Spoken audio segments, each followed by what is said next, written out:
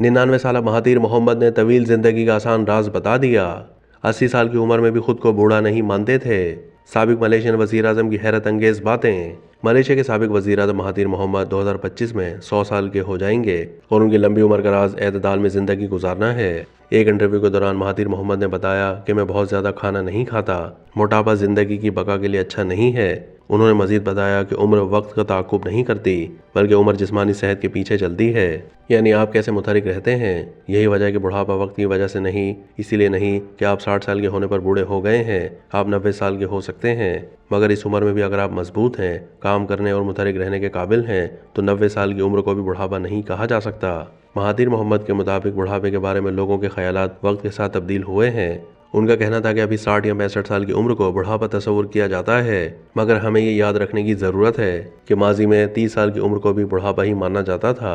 Julius Caesar के अहद में कायदीन उम्र की चौथी दहाई तक ही मुतहरिक रहते हैं, क्योंकि वो बहुत जल्द मर जाते थे। महातीर मोहम्मद पहले 1981 से 2003 तक मलेशिया के वजीर आज़म रहे थे और वो 2018 में दोबारा सियासत का हिस्सा बने और उसी साल 92 साल की उम्र में एक बार फिर वजीर आज़म मुंतखब हुए।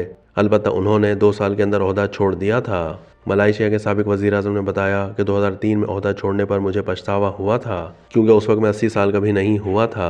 उन्होंने कहा कि जब मैं 80 साल का होने वाला था तो मैंने खुद को कहा कि 80 साल बहुत ज़्यादा बुढ़ापे की अलामत है।